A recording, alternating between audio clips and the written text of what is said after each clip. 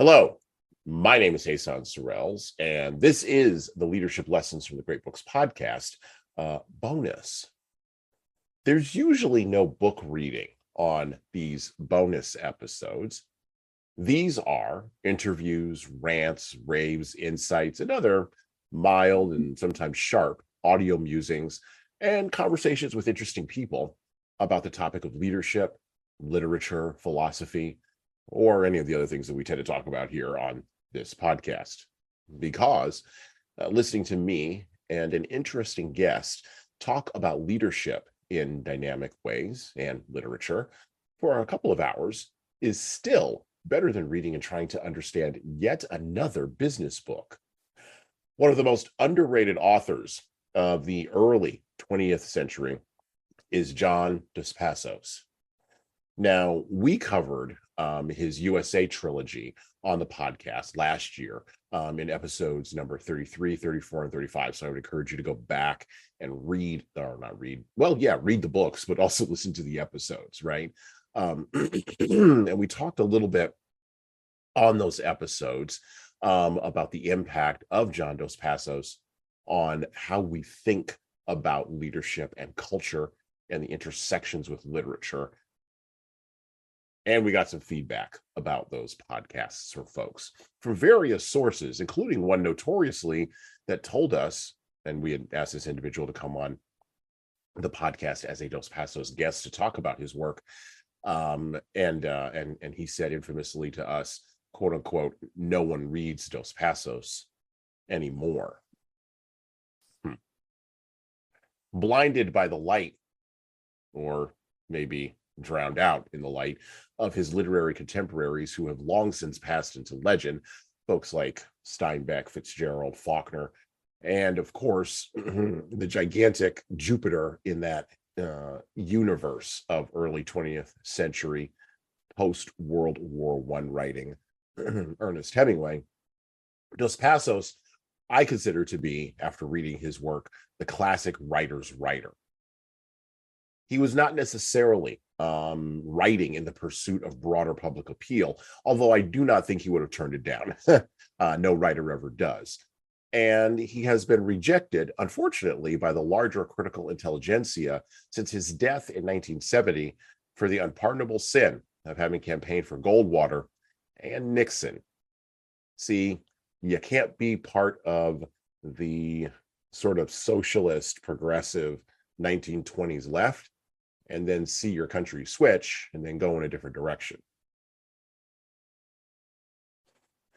Even with all that weight, his work really deserves to be stripped down, and it really deserves to be re-examined.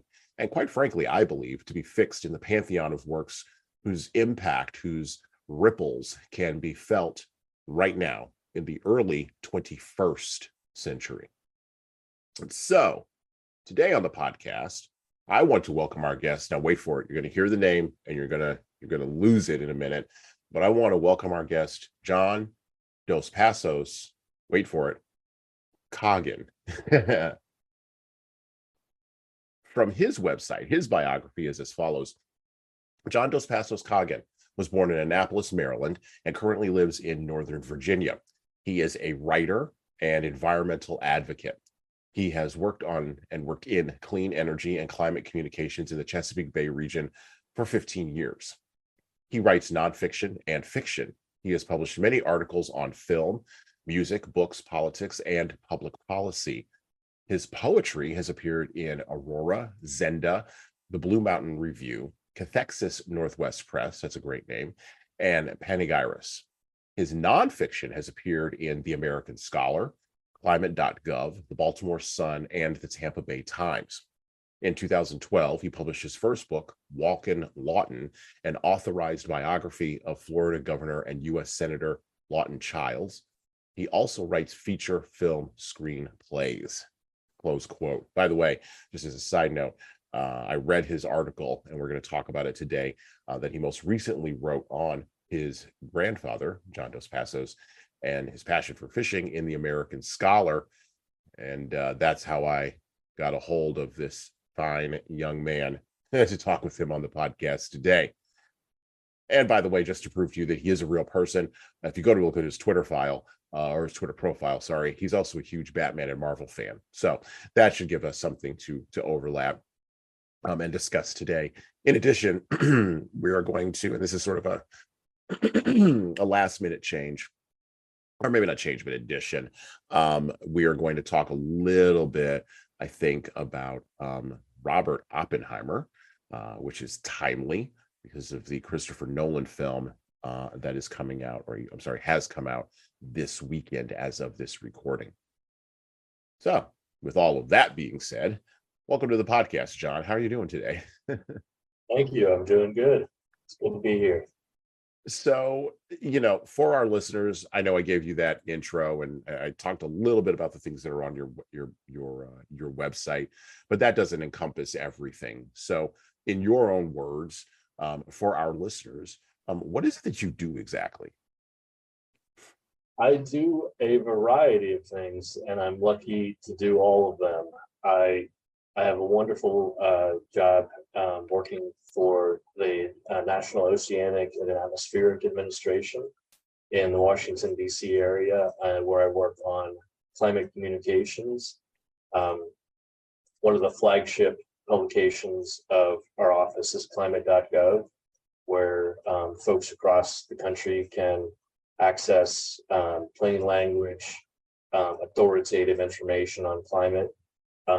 And I'm really proud of the work we do. I love it. And then on top of that, I have this great passion that is in the family for creative writing of all kinds. I think something that is maybe in the Dos Passos gene pool is a love of variety.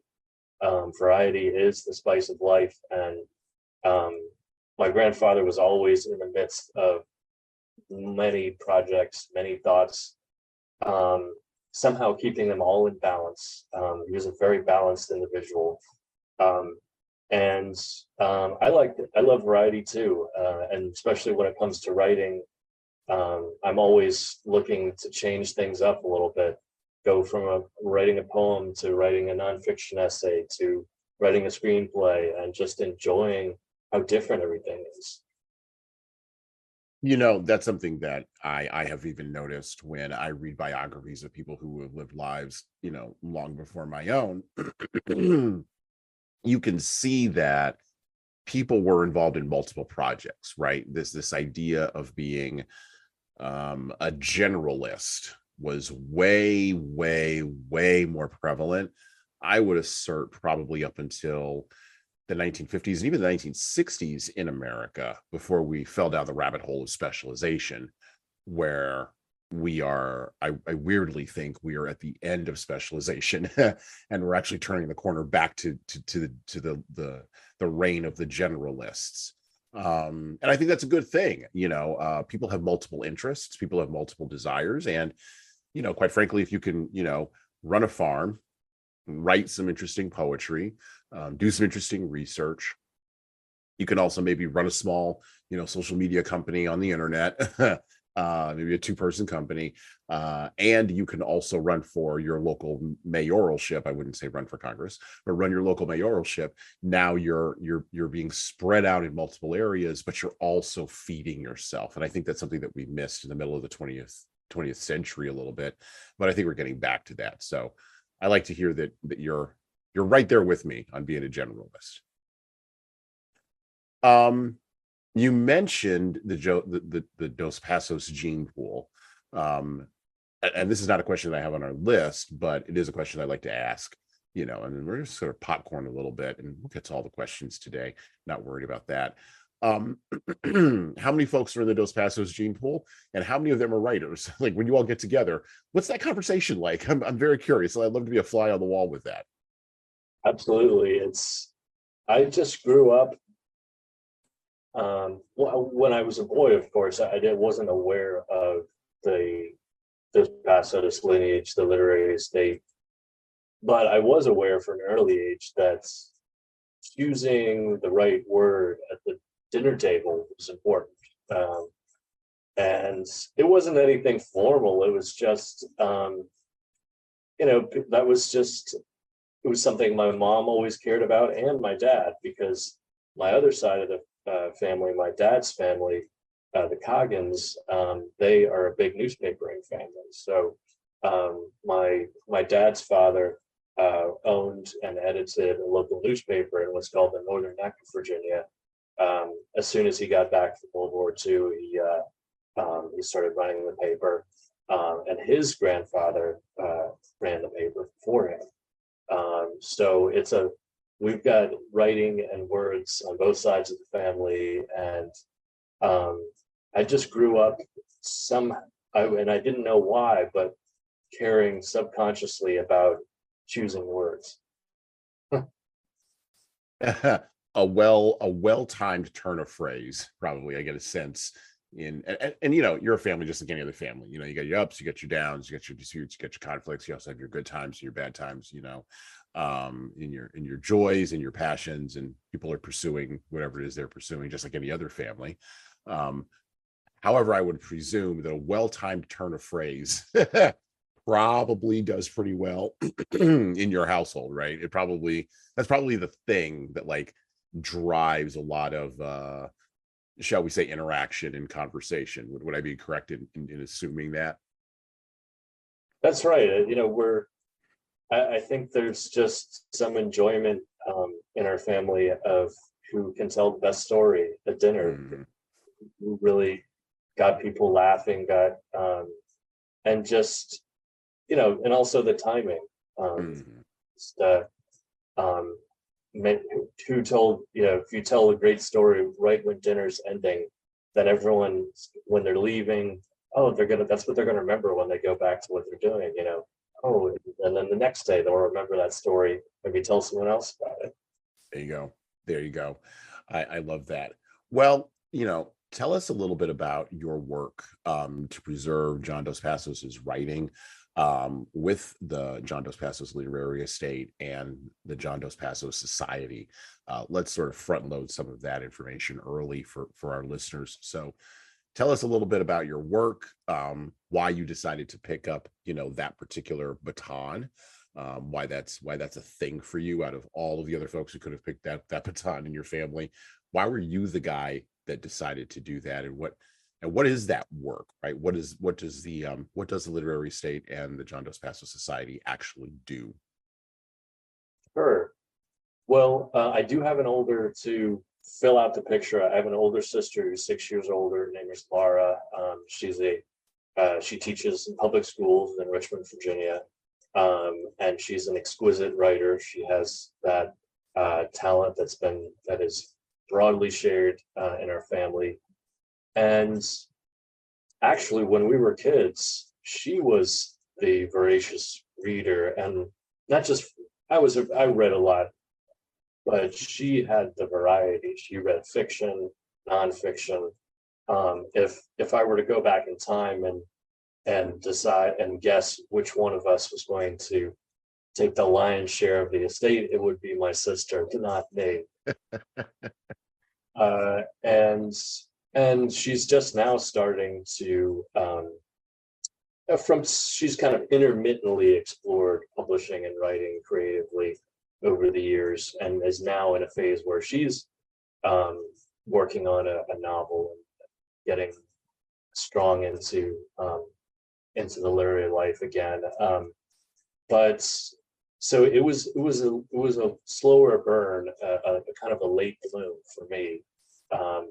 I did work on creative writing in high school. I was edited to the literary magazine, but then in college, I think I was still exploring the depth of this interest. Was this something that was lifelong? Where was this going to go? And like most college students, you're just using that time to explore yourself, figure out who you are. And then I think when college ended, I found myself, I think what people in many vocations, professions refer to as a calling, that feel these instincts that are almost transcend description. They're hard to comprehend sometimes, but feeling a sense of that there are stories that need to be told, and feeling, and also just realizing that this isn't work anymore. Somehow this is joy. This is a part of your personality, and I think, and that was what got the ball rolling. First working starting my Lot and Child's book was, I have these instincts. I feel drawn in an inexplicable way to the story. It's just magnetism that Lot and Child's like, and I have to try this out and see if this is who I am. I need to spend a year and explore this story and see if this is what I want to devote my life to. Mhm. And we'll talk about the Lawton Childs book, because I'm fascinated by that, and sort of how you sort of stumbled upon a U.S. senator, which I guess that's not really hard to stumble upon. I could go find a U.S. senator. That's not a problem. Even back in the day, they were fairly accessible. That's kind of the point, actually. And it's interesting that we're talking about this in the month of July, because this is typically our month where we cover things like the Constitution and the Declaration of Independence and the Federalist Papers and the Anti-Federalist Papers. We do a lot of talk about government during this month on the podcast, and so it's interesting that you wrote that book about Lawton Childs, and I would love to find out more about that. You mentioned that your sister was probably the one person in your family. Your older sister was probably the one that was on that sort of, as entrepreneurs will say, that J curve up and to the right. And I'm sure you probably felt when you were a kid that sort of took pressure off of you, right? And a teenager, right? So you kind of had a little bit more freedom to sort of do it because they already picked somebody, and I'm the second kid. And by the way, I'm the second child too. So, and my sister's 7 years older than me. So it's like, you're just hanging out. Like, having a good time here, right? Like there's no responsibility, and so you get to dabble, you get to explore. When you got it, was the Lawton Childs book the thing that got you into the literary estate work, or was it okay? And then how does that tie into the John Dos Passos Society? Like, how do those link those two things together for me in my head? Sure. It was 2013, around the same time that I got started in earnest with the Dos Passos Literary Estate and the John Dos Passos Society. I was between full-time jobs in early 2013. I had just done the book tour for the Lawton Childs biography, and I had some time at home where I moved back home and was figuring out my next move career-wise. And around that time, my mom decided that she wanted to take a next step in formalizing the work of the literary estate by launching JohnDosPassos.com. Okay. So that really, I decided that would be something I would devote a lot of my time to while I looked for a new job, a new salary position. And part of my new passion for growing myself into the literary estate was that after having finished the Lawton Childs book, done the book tour, I decided, yes, this is me. This is, and at that point, my grandfather's work it somehow stopped being so abstract and distant anymore, because here I've been on a book tour, I've worked with publishers. If there's anything that brings all writers together, it's complaining about publishers and business of it. That's what they talk about when they get together. And so I just felt, I felt like I understood finally my grandfather in a way that I hadn't before. And it just gave me new urgency. And so over the course of, I'd say, a year and a half or two, we did all the work of hiring a designer, working with them to create JohnDosPassos.com. And around the same time, the newly formed John Dos Passos Society, the US and international academic body that's devoted to studying his work in a scholarly way, they reached out to me and invited me to their first conference, which was in Chattanooga, Tennessee. The two co-founders were working in Tennessee, a professor and a PhD student at the University of Tennessee, Chattanooga, and that began this wonderful relationship with the society, so it was really 2013 when things really started cooking.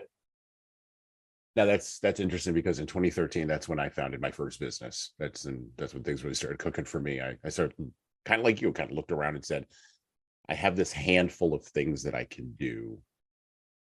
How can I best help people? Right. And that's really where it started. Like, I didn't know what people I was going to be helping. I didn't know how I was going to be helping them. I didn't know what direction that help was going to go in. And it's interesting, once you put in the 10,000 hours, you know, where you wind up at. If you told me back in 2013, hey, one day you're going to run across John Dos Passos' grandson and have a conversation with him, I would have said, get out of town. get out. That's insane. And I got to go to work. You're talking insanity, but that's what that work does, right? That's how those intersections begin to happen, and sort of putting things out there. And this is what we talk about with leaders, right?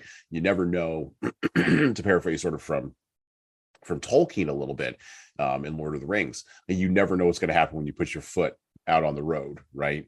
It's a dangerous, it can sometimes be a dangerous thing, but very often it can be a fulfilling thing. So I'm going to frame this next question sort of this way. As a reader, right? Obviously, I am a person I'm a fan of Hemingway. I'll just put it out there. I really like Ernest Hemingway's writing. I read The Sun Also Rises for the first time when I was probably 8 years old. I banged through that book. I did not understand any of the subtext at all. I just knew, like, the sentences were short. It was easy to read, and I got through it at the end of it, and I was like, okay, that something happened there, right? I didn't know what happened, but something happened there. And that was one of those books that I pretty much read once a year, every year, up until about the age of 25.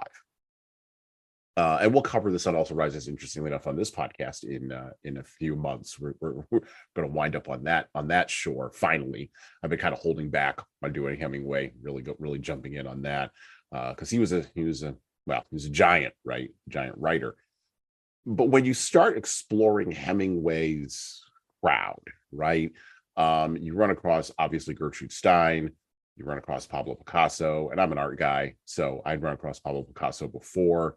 No surprises there, right? But then you start going maybe a little bit down to the second tier folks, and a little bit into the third tier folks. And I'm not saying that John Dos Passos was in the second tier or the third tier, but you start spreading out that network and that web of influence, and you start realizing that, oh, Fitzgerald had all these people that he was engaged with that were really very interesting. And Faulkner had all these guys that he was engaged with that was really very interesting. And you begin to realize that the concept of celebrity in literary circles isn't something that's unique to, or was unique to, just, the 1990s or the early 2000s, when Jonathan Franzen was going on Oprah and, and then eventually having a contra trunk with her. You realize that this is something that's been going on for a while now, right?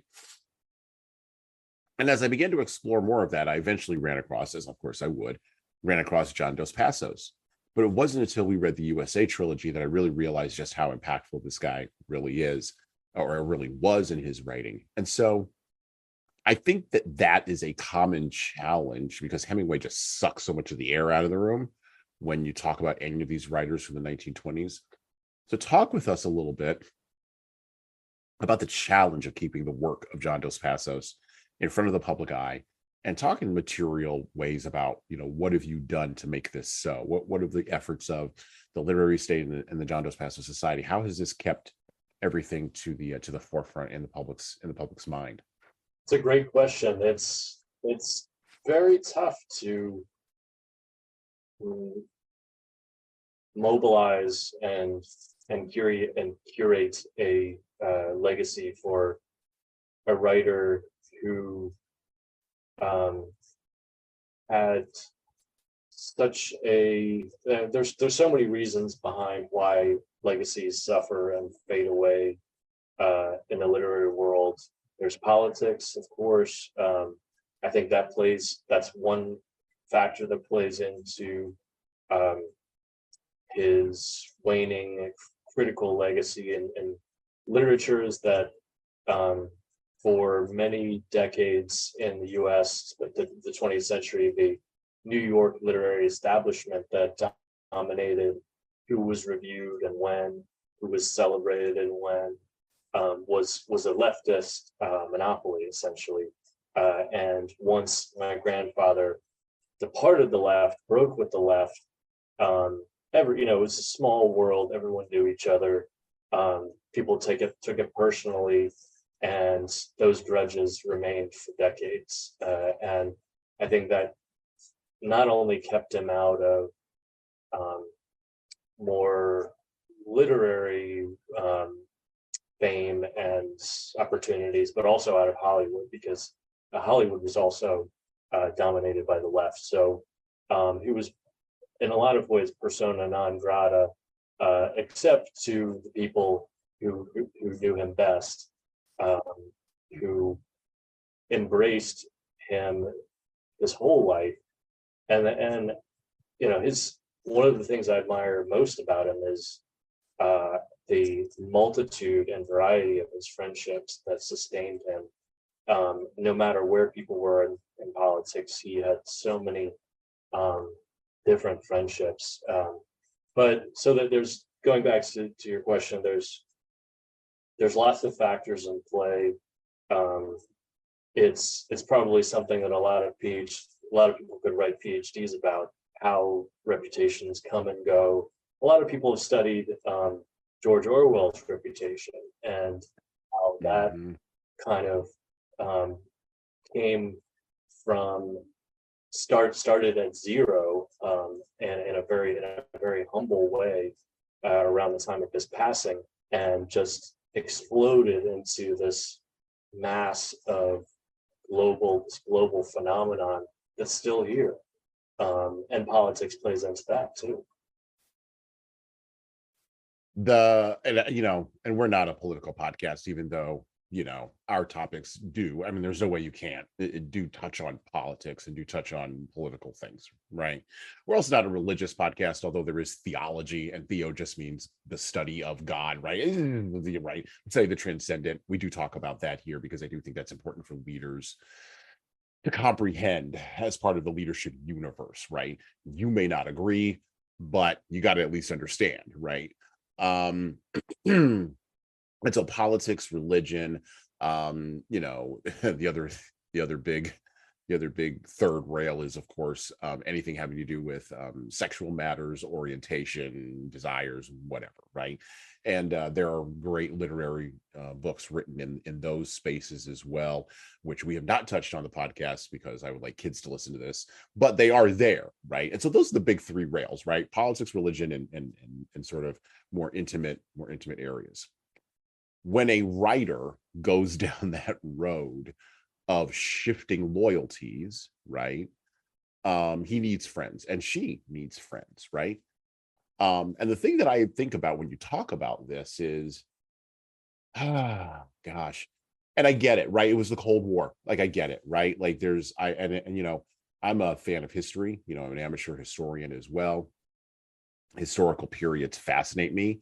I think it's an absolute utter tragedy that we don't take the Cold War more seriously and sort of the ways in which people broke and shifted and allegiances broke and shifted based on, were you a socialist? Were you a communist? Were you a quote unquote fascist? Whatever that might have meant in the Cold War and post Cold War context. Or were you just like, an anti-communist, which by the way, I would have been an anti-communist, right? But in the literary circles, these elbows seem to be really, really sharp. I mean, Jack Kerouac and William F. Buckley were roommates at Yale. Like when I found that out, I went, oh, okay, that's the game we're playing, right? And Buckley had Kerouac on his show and treated him well and asked him questions in that, patrician sort of upper west side sort of accents, that Buckley would put on. But then, Buckley turns around and of course infamously has Gore Vidal on, and there you go. Like we're off to the races, right? So you're right. Like a lot of this became layered with personal things and with personal sort of sharp elbows, as I mentioned. And Dos Passos seems to have been, at least near as I could tell from his arc, looking at it from the outside, seems to have been more of a victim than a perpetrator of this. Am I correct? Well, I would say that he was very, very civil about the way he conducted his political life. He was the type of person who loved hearing the other side, and and that's again the variety. He had friends on the left, on the right. Yes, some of them, there were some breaks with over politics. Hemingway being a prime example. But even with Hemingway, they didn't completely sever contact. That's an important detail that shouldn't be underestimated. They still communicated, not in a huge way. They would just pass short letters back and forth until Hemingway died. He didn't like to bear grudges, and when Hemingway did die, he was really moved by that. He referred to, my mother distinctly remembers that my grandfather referred to him as a friend. He didn't call him anything besides a friend. Yeah. Well, and I'm going to tie this into USA Trilogy, and then we can move to our next sort of pillar of conversation. But there's another idea I want to sort of flesh out a little bit here. So when you read USA Trilogy or any of his other works, but it's most prominent in USA Trilogy, and I love that those series of 3 books, like they were, when I started reading them, in particular 42nd Parallel, I was stunned that someone actually had the guts to write this book in this kind of way. And we sort of explored the tactical setup of the book, which I'm, as a writer, I mean, I write books myself and I publish books myself, and we can get together and complain about publishers. I am my own publisher, so I complain to the boss, but he's not going to listen.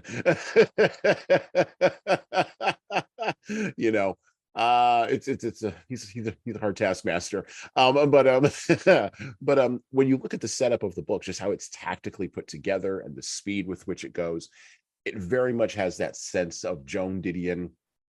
And I mentioned Didion, before we started recording here, but it has that sense of Joan Didion / Hunter S. Thompson / Gabriel Garcia Marquez reportage. Like it sort of has that sense of reportage, which comes directly out of Dos Passos's experiences, in that space.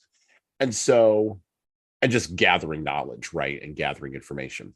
So it's written in a reportage sort of way. It's written in a rapid sort of function way. Literally, the first time I read it, I thought this guy would have loved Twitter. My God, like he would have, he would have, forget it. He wouldn't have written anything. He'd been tweeting all the time. He'd be fighting his battles on Twitter, because it was written in that sort of style. And so I thought, well, people who love Twitter should be reading this. This is the Twitter before Twitter, right?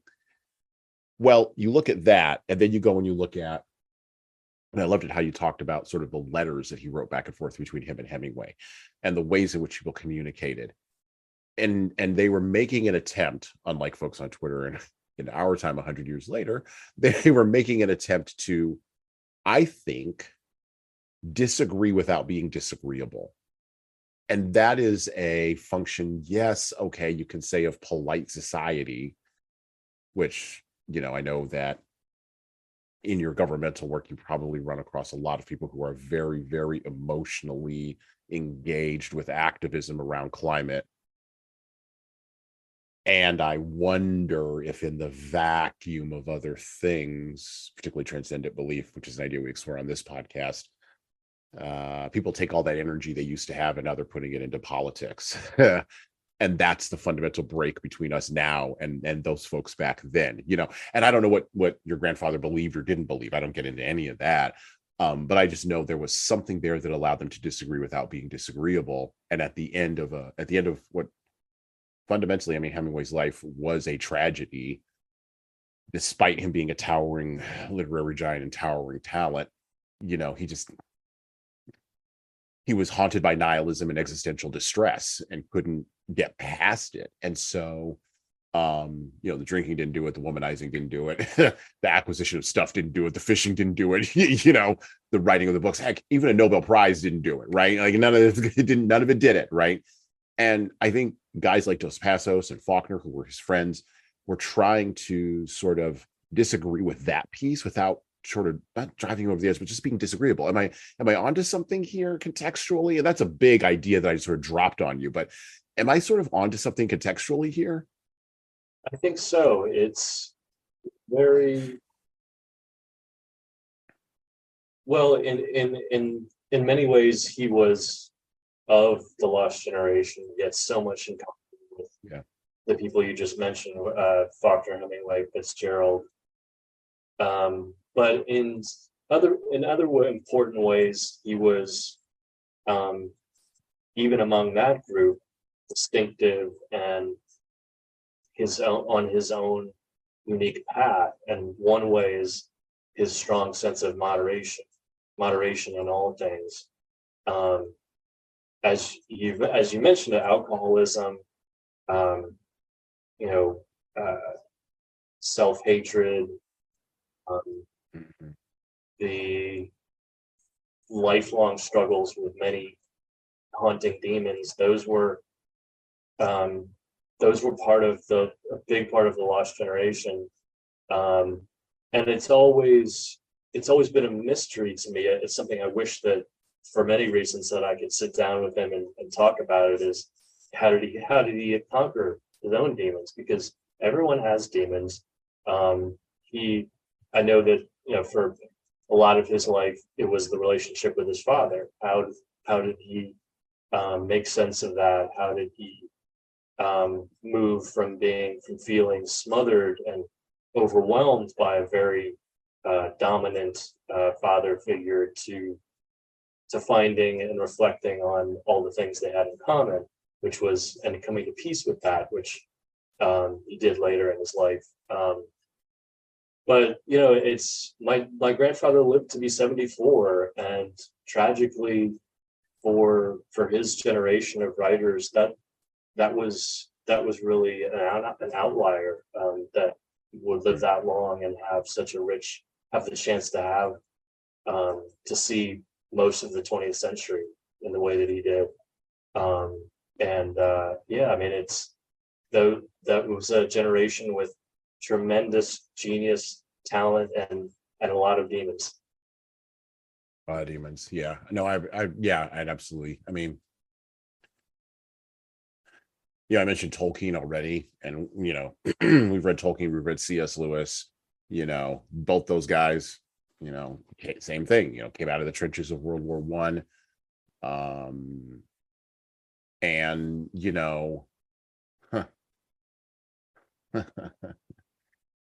I think one of the things I've often said, maybe not necessarily as much on this podcast, but I say to my personal life to folks, and again, as an amateur historian, I kind of study all this stuff. One of the most underrated wars in all of human history, I think, was World War One. We just sort of gloss over it and jump right to World War II for a whole variety of, at least in America, a whole wide variety of reasons that partially have to do with, and I'm going to use this term, even though it's overused, jingoism and a sense of American patriotism. There's a lot of chest thumping around World War II, but World War One was a linchpin event that sort of the ripples of that, you're correct, didn't fully go out, and I would assert aren't fully done yet. Matter of fact, just put it in historical context, when the United States went into Iraq, regardless of what you may think about the political aspects of that, I looked at that from a historical context and I went, once again, we're cleaning up. We're cleaning up after World War One. Just some more World War One cleanup. This nation that, okay, we cobbled it together. The European powers and the colonialists cobbled it together. Now we got to go in. We got to clean up somebody else's garbage 100 years later. But you see that because of World War One, right? And the ripples of that we're just not done with that. That's a hugely monumental moment in history, and it would be great if somebody would write something about that. I don't know, maybe like All Quiet on the Western Front or something. Oh wait, that's already been written. I'm sorry. So it's probably already done. All right. Anyway, moving on. So, in talking about how Dos Passos overcame his demons, how your grandfather overcame his demons, one of those tools, I think, was being outdoors and fishing. So I have the book Hemingway's Boat, because of course I do. But that's immediately what I thought of when I read your American Scholar article. But talk about the American Scholar article that you recently published on your grandfather's fishing and outdoor passion, and sort of how that ties in to some other things about him. Talk a little bit about that. And we'll, of course, have links to johndosPassos.com. We'll have links to all the places where you can get a hold of John Dos Passos Coggin, all his books, and of course the link to the article from American Scholar. But go ahead and sort of break that down for us a little bit. Sure. Well, yeah, that was just a wonderful experience writing that magazine article. Everything about it was great. Working with the American Scholar editors, doing the research, and I'm just so grateful that it all happened. I think it was, looking back now. So the article came out this spring. I started writing it last summer. So about 12 months ago. But I think if I really think about it, the article was in the making for years. I think it was kind of like a outboard motor that took a lot of tugs to finally get in motion. And once it really started, that boat was moving. And the earliest seeds, I think, of the article were the stories that my mom told me about the legendary fishing family of Provincetown, Massachusetts, Mayos. Charlie Mayo was a close friend of my grandfather's. They probably, I can't say for sure exactly when they met, but it was probably in the early 30s when my grandfather and his first wife, Katie, had just settled in Provincetown. Very small town. If you can walk through Provincetown, I think the whole town is about a mile long.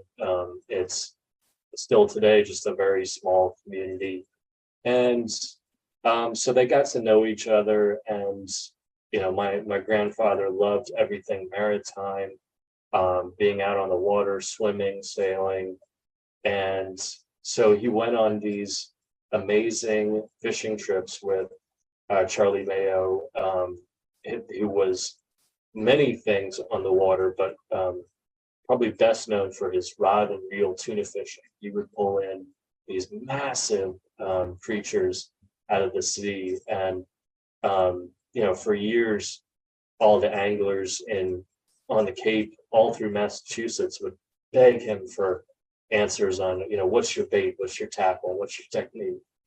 And so I grew up hearing about the trips that my mother went on when she was a little girl, with going fishing with the Mayos, going on the big trip from Florida to the Bahamas, exploring the out islands. Charlie Mayo was an extraordinary navigator, and he had mapped out through just trial and error, many years of experience, these, what were at the time in the 50s and 60s, the out islands were still kind of uncharted, but he knew them, he knew the locals, he knew where to stop in here for good food and drink and so forth. So those stories were just kind of magical to me when I was a kid, and And I knew that Charlie had a son, also named Charlie, but he goes by Stormy Mayo, which is one of the best names I've ever heard. So Best. I I felt like there was a story that needed to be told about my grandfather's life in Provincetown, his love of fishing. There was this open space that hadn't quite been explored by the two biographers who wrote about my grandfather. And I very much wanted to interview and meet Stormy. And so I finally did. And he's a famous right whale specialist and works in right whale conservation on the Cape. And just a fascinating man. And I'm so lucky to have met him and heard someone who really knew, another person who knew my grandfather personally. Those memories are fading fast. I love it that, the name is Charlie Mayo. I love that. I love that name. That's fabulous. It's sort of like something you would hear on a Seinfeld episode. Like Kramer would know a guy named Charlie Mayo, and you and Jerry would be like, really? Because I've never met any of your friends. Like, that just sounds made up, right? And then to double down, and the son, right, is Stormy Mayo. That's incredible. Charlie Mayo doubled himself, and that's just amazing. No, I love that. And in reading the article, all of that sort of bubbled up from the bottom, right? It came through in the way that you structured it. In hearing you talk about sort of the path to the article and then reading the article itself, I keep thinking I would watch this if this were a movie. Now, I might be the only person on the face of the planet that would do it. Okay, that's fine. But it's just like when I was reading about Hemingway's boat, I was like, this would be an amazing film, right? The kind of films that it would be a max $30 million movie, right? Maximum, right? Because you could do all the effects and whatever. The acting would be the thing, right? And of course, you could tie in elements of Dos Passos's writing into that, show him actually going through the writing process, sort of intercut it with I can't believe I'm writing the script here just verbally, but sort of intercut it with well, I'm doing the story treatment right now, but intercut it with scenes of him on the boat. You get Charlie Mayo as the character, then you have the little kid running around seeing this, engaging, bring your mom in. It's all these kinds of different dynamics that you can bring into that, but we don't make movies like that anymore, or we struggle. Hollywood struggles to make movies like that because of the MCU, who's warped everything. But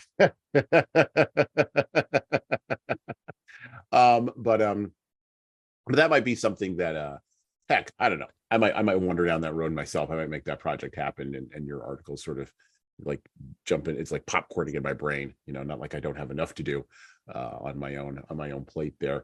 Well, and that passion, right, really comes through in the article. And there's another overlap there which you haven't really explored. So, you're involved in the environmental space. We talked about it a little bit politically, but I want to leave that aside. But you're involved in the environmental space. The NOAA. Yeah, I put the AAs in there, but NOAA. And so was that another spot where you saw some overlap with your grandfather as well? Interesting. Things nautical, maritime, those also are on both sides of the family. Yeah. That's my dad's family has deep roots in Virginia's Northern Neck, which is a waterman's paradise. Oystering, menhaden, blue crabs, all on the water. So that was, my earliest memories are of being out on a canoe, being out on a boat. So it's hard to separate that, my mother's side of the family and their maritime from my dad's. It's all a big factor in my childhood.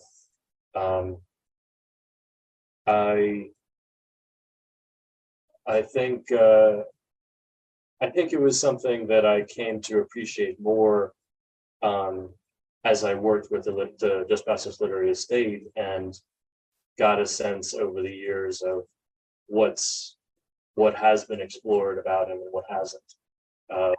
Or the gaps, where are the misperceptions, and I think there's a broader misconception that I tried to do a bit of course correction on with the magazine article, which is that um, that this notion that my grandfather was somehow um, so reserved and so internal that he wasn't an active man. And Hemingway looms has such a big shadow as the outdoorsman of the lost generation. It kind of threatens to take up all the space, but the truth is that as I explore in the article, that my grandfather was an outdoorsman as well. They did a lot of adventuring together, and um, and it was something that stayed with him the rest of his life. He had a little rinky-dink sailboat that he would take out in his 60s and 70s. I called it the Nitwit because it was such a pathetic little wooden boat, but he loved it. And So I hope that readers have fun with the article as well as getting all these intellectual bits, because he had a great deal of fun in his life, and a lot of it was outdoors. Right. No, I love that. Yeah. No, again, that's that idea of being a generalist, right? Big adventure, exploring a lot of different interests, engaging with the world, right? You don't just have to sit in a corner and noodle out books, right? There's all of this other stuff, going on. And quite frankly, as a writer, you need all of that, right? You can't just experience the world internally. There are some writers who have a strong enough internal life to be able to do that. I think of the writer Milan Kundera, who recently passed away a couple days ago. He seemed to have a very strong internal life, but he was also placing himself in opposition to sort of a world-beating ideology that sort of dominated his entire existence. So in that case, you can kind of do something like that, right? But that's rare, right? I think most writers have to. Well, I know even for my own writing, you got to get out. You got to get out there. You got to get after it. You got to have some experiences. You got to talk to people. You got to be curious. And yes, you're going to have your own opinions and your own thoughts and your own process. And at the end of the day, you got to figure out how to merge all of that together to get something coherent for people. And the only way you're going to do that is through experience. Speaking of experience, let's talk a little bit about you, because we talked a lot about your grandfather. We talked a lot about the work on the literary estate and the society. Maybe you could talk a little bit about misperceptions about your grandfather as well. But I want to kind of turn the corner a little bit and talk about the Lawton Childs book, right? So I had no idea, by the way, that this was even a thing until I sort of started poking around a little bit, went to Wikipedia, of course, and then started poking around on the internet. And I am the classic, like, I was the kid who sat on the floor and read encyclopedias. So I've said that on the podcast before. I'm that kid, right? I'm the adult version of that kid. So Google is the most amazing thing ever. I can click on a link and go here and go here and go here and go here. And 10 hours later, I haven't done any actual work, but I found out stuff about things that I wanted to know, right? And so you wrote a book about Lawton Childs, 1,000 mile walk across the state of Florida. And how that sort of engaged with and tied into his Senate campaign in the 1970s. Walk us through what was compelling about that story. Because when I think of somebody walking, weirdly enough, I think of Forrest Gump running across the country. I don't know why. I'm also a cinema guy, and we'll talk about movies in a little bit here. But like, I always have that image in my head of him like running with the beard, Tom Hanks running with the beard flying behind him. I don't know, I'm terrible. So that was not the image that I got in my head, by the way, when I was reading about this. So that's fortunate, but that's the tie-in for me. Those are the two contextual sort of spots in my brain that click together, the two synapses that click together, and I go, oh, okay, he was doing this. It wasn't that, and so disconnect those synapses in my brain and tell us the story of Lawton Childs and Walking Lawton and how you came to all of that. Sure. Well, it reminds me of what we were talking about earlier, that I didn't fully understand my grandfather until I walked a mile in his shoes, figured by writing my own book. And I didn't come to the Lawton Childs story feeling ready to tell it until I had done a lot of walking in politics, that happened in 2004 when I volunteered in Florida on the John Kerry for President campaign. And I've done about 6,000 doors that summer in Central Florida. And I realized that, politics was a passion for me. I was a political science major in college. And that was also where I first heard about Lawton Childs that summer, that here was this politician who was literally putting his own boots on the ground, running through 4 or 5 pairs of boots, going 1,000 miles, and doing it with complete sincerity. That's the key. People often ask, oh, well, what if I walk, what about this guy who walked and he lost? Well, unless you have the deep sincerity, the ability to leverage those conversations on the road into true political power and momentum, and learn and be a learner in the way that he was on the road, it's not going to translate. It's not going to work. It will just be a gimmick. But I kept that story of Childs, the incredible walker, in my mind through college. And then as I was sifting through after college, the topics, okay, I'd like to do a first book. What's it about? He was on the short list. He was right there at the top. And then when I've contacted the Childs family and they said, there isn't a book available on it, no one's written it yet, that my gears really started turning, and the project began.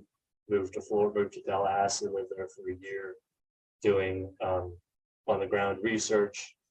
I really wanted to take advantage of the fact that he was a recent politician to make this an oral history campaign. I did about 100 interviews with former staff, family, friends. I very much did not want this to just be a library biography. Anecdotes, and not only for my own interests, but it reflected the way Childs was as a man, which he was a creature of oral history. He rarely wrote things down. He wrote some love letters, a few love letters, especially when he was serving in Korea, to his wife. But other than that, this was a man who loved the well-told tale. And people would tell me over and over, Childs one-on-one, he killed it. This was a guy who, he wasn't not a great writer, but you get a one-on-one talking politics with Lawton Childs, he's going to convince you of something. And it's interesting that you said sincerity, right? That's what's missing in our modern, postmodern, our very sophisticated postmodern political world, right? And I don't care if you're on the right, I don't care if you're on the political left. People on the political left can find 10,000 examples, and usually they show up on MSNBC. Sorry, folks, but like people who are just being insincere, and everybody on the left knows that they're being insincere. And then you go to the political right, and usually, and by the way, those people now show up on Twitter. They, you got 10,000 people who are being insincere over there. And by the way, everybody on the political right knows it. Everyone knows, right? So this is not. We have long known that politicians could be venal. That's not a surprise. That goes all the way back to, like, good God, I mean, probably in Babylon, right? Like when the guy writing the Epic of Gilgamesh, right? Like, I'm sure there was somebody running around going, that guy's full of nonsense. And we're going to go about our business and just ignore that person, right? So this is not this is a human condition kind of thing. But in America, what we have had, at least up until probably the 1970s, was the ability of people to be sincere. I love that. And to do things out of sincerity, like walk around and talk to people and get out there and get after it and really make an impact in people's lives. And I don't get the sense from the way you're framing this that Lawton Childs really cared so much about the office that he was going for. I get the sense he cared more about having those conversations and figuring out what people wanted. Is that correct? Yeah, I think he genuinely loved people. That I suppose some politicians try to fake that, of course, but I think everyone, even the people who vehemently disagreed with Childs politically, knew that he was a real guy. There was nothing fake about him. Well, and you're writing this in the space of, because this is 1970, right? This is his 1970 Senate campaign. I mean, this is the space where, if you place this in a historical context, Watergate's not quite here yet, but it's about to show up, and you're also at a spot where the end of the Vietnam War is not in sight, although everybody wants it to be in sight. So that's the historical context. But you're also having a turn in the baby boomer generation where fundamentally the 70s are about to show up, and there's some other economic things. There's some other poison pills that have been placed in the economy that the baby boomers were not aware of. And now they're going to have to do a pivot to deal with, well, welcome back, Cotter, to deal with inflation, to deal with high gas prices, to deal with the falling apart of the general sense of cultural incompetence, right? That sort of covers the 1970s, in addition to all of the dynamics around civil rights, social justice, environmental concerns becoming a more of a factor. And then, of course, the bane of my existence, disco. So there you go. All this now pops up, right? Like, please, can someone take Supertramp away and take them, just get them out of here. Get those guys out of here. So, you're at the cusp of all of this. And I do believe that politicians, just like writers, are built for a certain historical moment. And if they miss that moment, that's it, right? You can't be late and you can't be early. You have to be exactly on time. Whether we like that politician or not is an irrelevancy to your point. Whether we vehemently disagree with that politician or not is something that's okay. But you got to be at you got to hit your time. You got to hit that bell. And I think Senator Childs' campaign hit that bell at that particular moment. I know in reading, and I will be honest, I haven't read that book. I'm going to have to go pick it up. I've read summaries of it and done the research, but it seems as though once he got into the Senate, he was kind of, I'm going to use a big word here, disillusioned. Would that be correct? Okay. How did that sort of, in the postscript and the afterward, how does that sort of play out in later on in his political career? Because, he did this walking, he was sincere, he's connecting with people, he's listening to their stories, he really wants to represent them, they understand his sincerity, so they're going to cast votes for him. And then he leaves that pool of sincerity and jumps right into Washington, D.C., which is a totally different kind of thing. And sincerity doesn't play there. I think of the writer, I think it's Marshall Goldsmith, that said, what got you here and going to get you there. And now he has to make a shift, make a change, and so walk us through a little bit about how that happened, because I know you looked into a little bit into that. Absolutely. That's a rich mind to tap. The I think it's one of the reasons that I love him as a person, as a human, is his vulnerability, his sincerity, of course, and one of the sincere dreams that he had from boyhood was being a U.S. senator.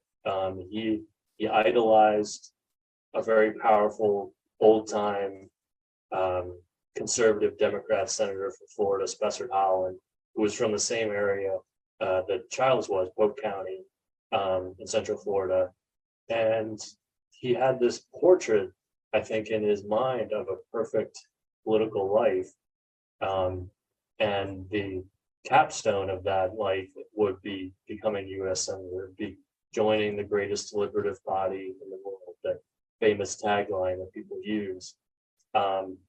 And I think it was from the beginning deeply concerning to him that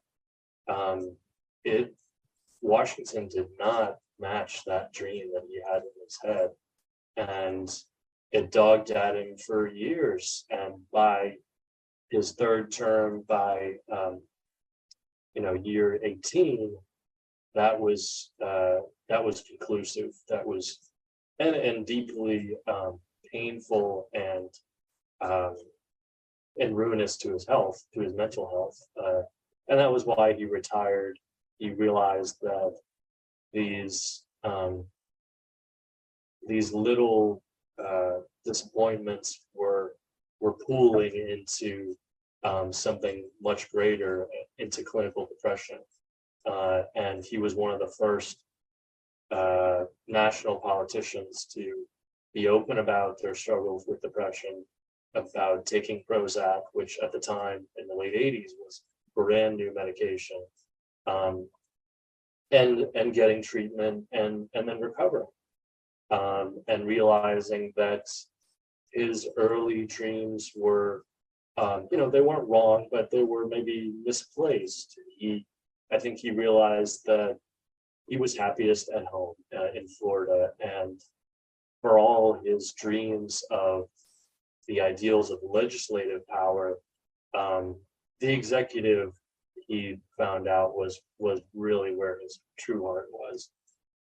He loved being governor, and it was just incredible interviewing his wife to hear about his wife Rhea, that struggle, and how he relocated himself and went from being, I think, a middle of the road, not enormously impressive U.S. senator to a very successful governor who evolved a great deal, especially for a man in his 60s.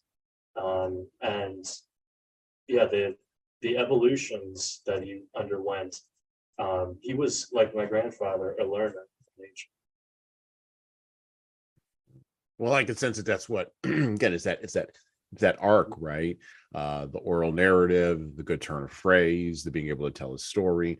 These are all things that you really deeply resonate with. It's attracted you to these kinds of projects, and working not only with the estate of your grandfather, but also working in sort of a space where those reverberations can have a real impact, and thus you put that passion into your work and into your writing about these areas. So we're kind of coming to a close here a little bit, and I think we've had a deep conversation here. I think it's been great. I've found out a lot more about John Dos Passos than I thought I ever would. Lawton Childs. I did not know nearly as much about him, and about his life and his experiences, and sort of the depth of his commitment to not only being senator, but also the commitment to what politics can do, and what leadership can do in that space. And so we are a leadership podcast fundamentally. So I'm going to ask you the leadership question here at the end of our conversation here. We do believe that, and this is why we read books of the past, We do believe that those books have something to say to us about the future. Does that mean that we're hidebound and captured by the past? No. It means that if you cut off the roots, the top of the tree or the top of the plant or the top of the flower, whatever you're cutting the roots off dies, right? Because there's nothing to sustain itself.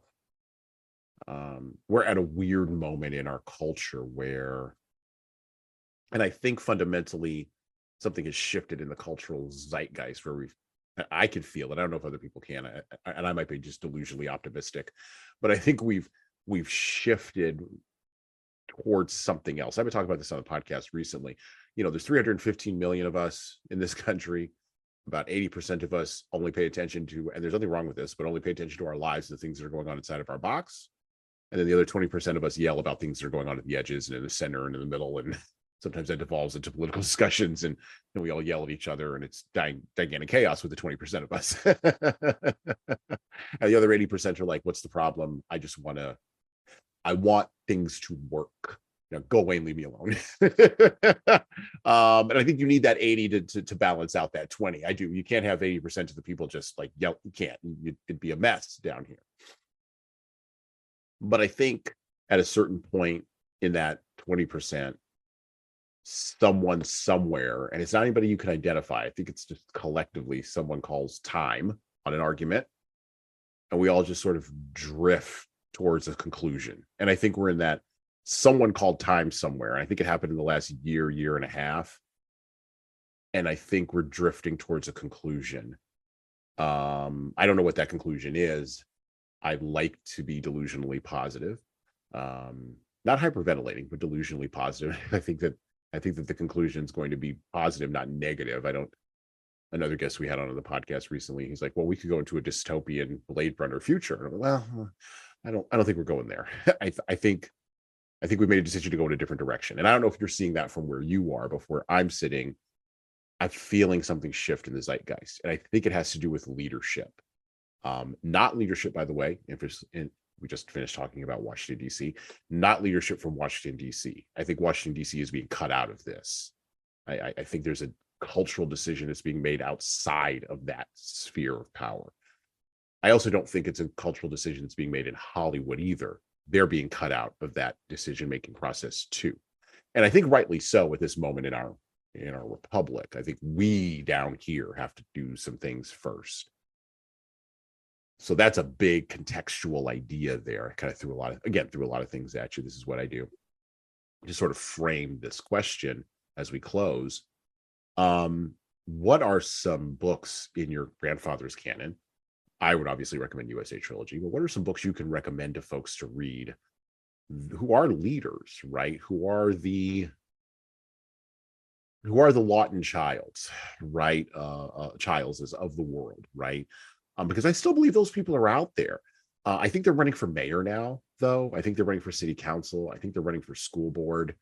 They're not aiming at anything higher than maybe their state or local government. And I think that goes along with that cultural zeitgeist shift, right? But it may just be that I'm seeing things in Texas, and that's my own bubble, and I might be delusional. So, what are some books that we can give to those folks that are inside of your grandfather's canon that can help them in making a decision about which way to go and what kind of leader to be? Wow, that is a great one. I usually recommend that folks first stop in his canon is The Best Times, his memoirs, because it really provides a bold portrait, a very readable portrait of the man as well as the writer. And it's written in a style that I tried to emulate, that I studied thoroughly in preparing the magazine article about Provincetown for the American Scholar, which I would characterize that style as maybe a light thoughtfulness or an informal thoughtfulness. So it's this remarkable sweet spot of being light enough that you can read it at the beach, but heavy enough that you could study it in a scholarly journal and review it in a scholarly journal. It has all those attributes, and I think he maybe, you know, his resilience, his moderation, which I think are good leadership qualities. Leaders need to be resilient in times of crisis. That sort of balance in the style of the book, it reflects his own sense of peace, of sort of being at peace with the world. That he had this incredible sense of the ability to remain calm in crisis, and calm even at the center of this cyclonic, this swirl of geniuses with all their demons. And he was kind of that, maybe the eye of the storm, the calm. Yeah, so I would recommend that. I would also recommend Brazil on the Move, which is a underappreciated but very masterful nonfiction portrait of Brazil in the 40s, 50s, and 60s. And I would suggest that if you're an American leader, as part of understanding, appreciating the United States, is studying Brazil. They have so many things in common. They're vast nations with incredible abundance of natural resources, incredible potential, energy in their culture and their people. And in that book, my grandfather really explores what's one of the prevailing myths, legends of Brazil, which is Brazil has always been the country of the future. It's always 10 years away from being one of the leading nations in the world, finally making good on all those promises. And so there's sort of, we talk about the American dream, but I think there's also Brazilian dream that is very similar. And I think a lot of Americans would really benefit from spending more time with Brazil. Awesome. We will have links to those two book recommendations in the show notes below the player of this podcast episode.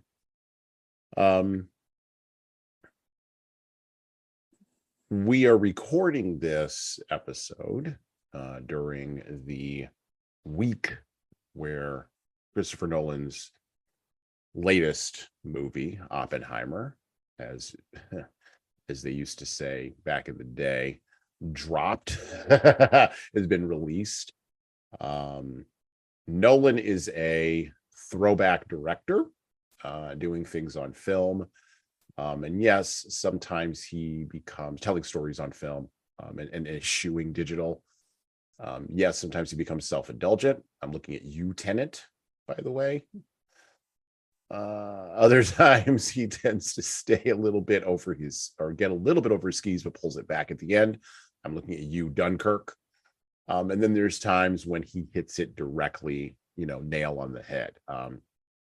Inception,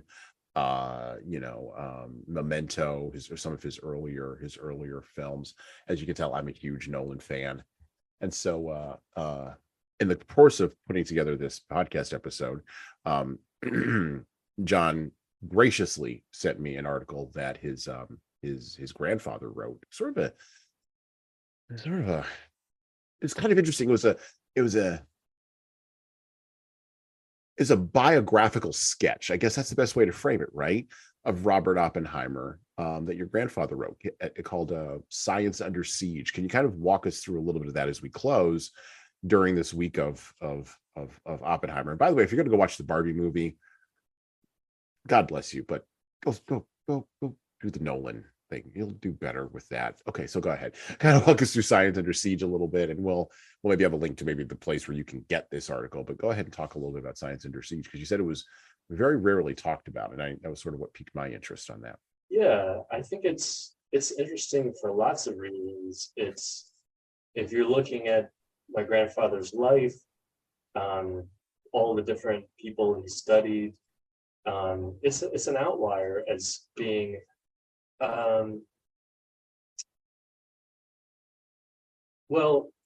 maybe it isn't quite, maybe the best way to describe it is that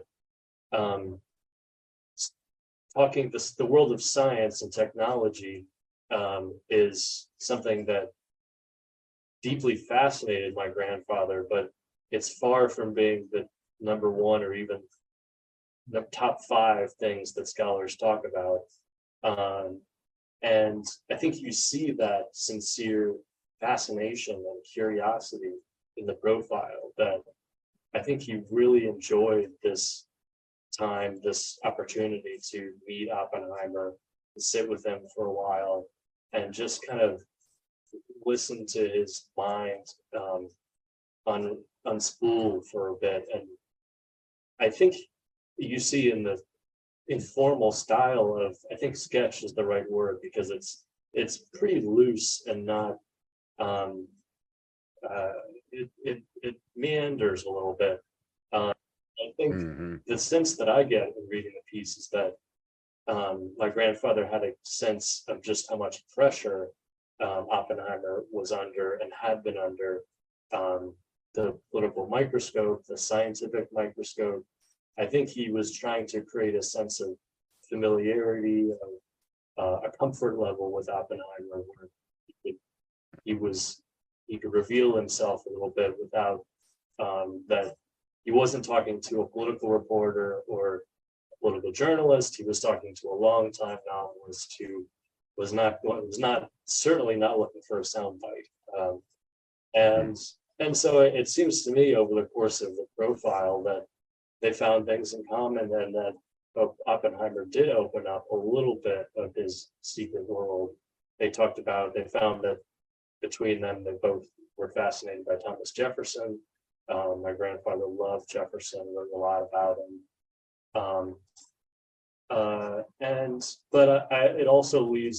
It does leave me wanting at the end. I wish that profile were a little longer and maybe had a follow-up.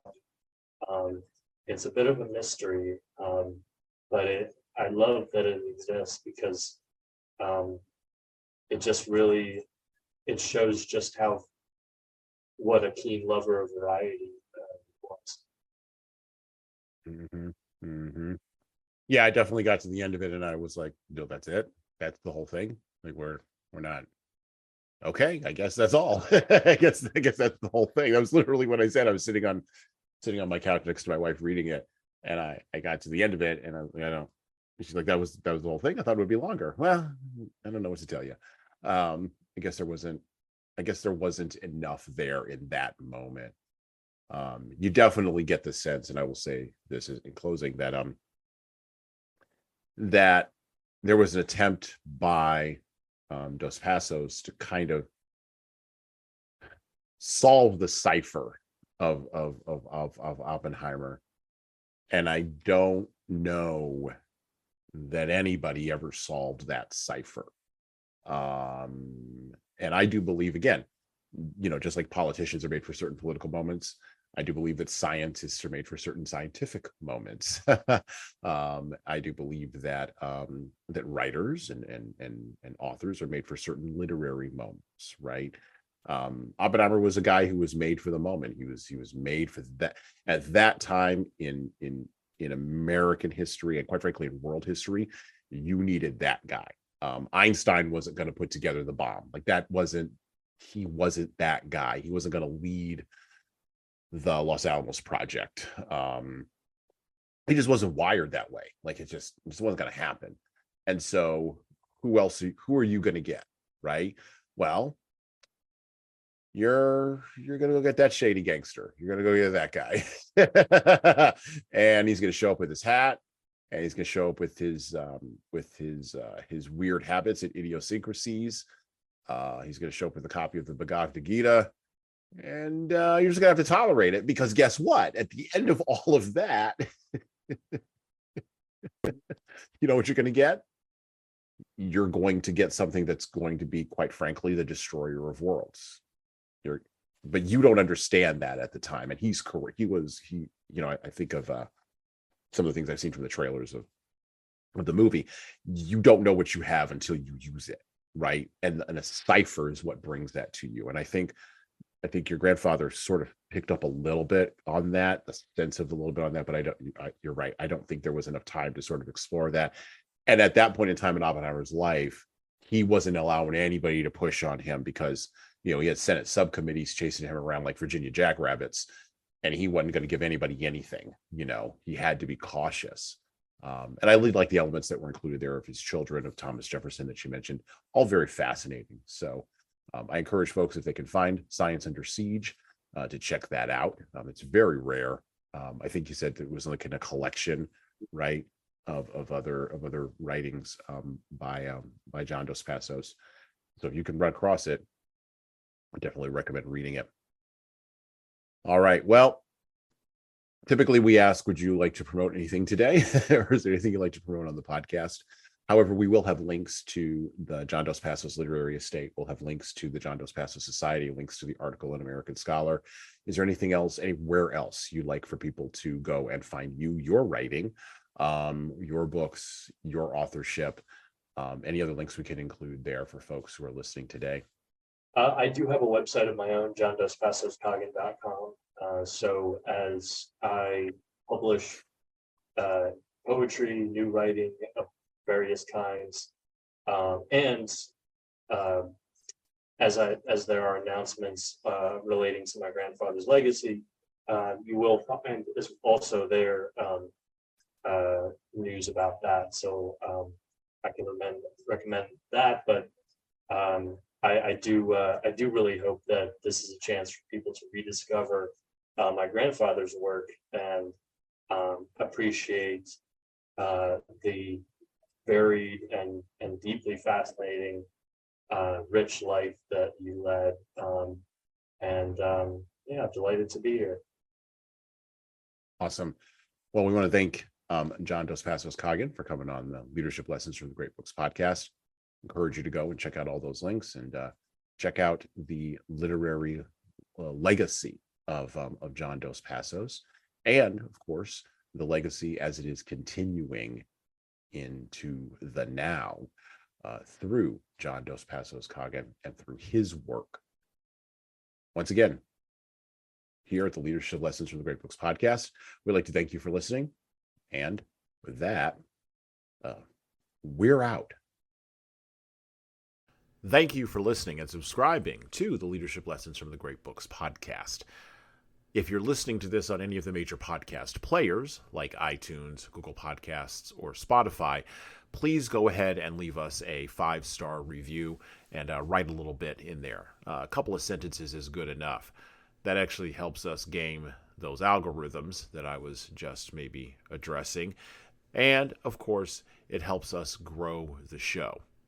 Tell all your family, tell all your friends, and tell the leaders in your life that you know that need to be listening to this show that this show exists.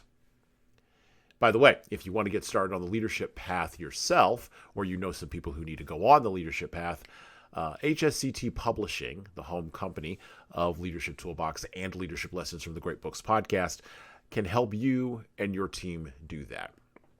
So check out our training webinars, coaching services, and more at leadershiptoolbox.us.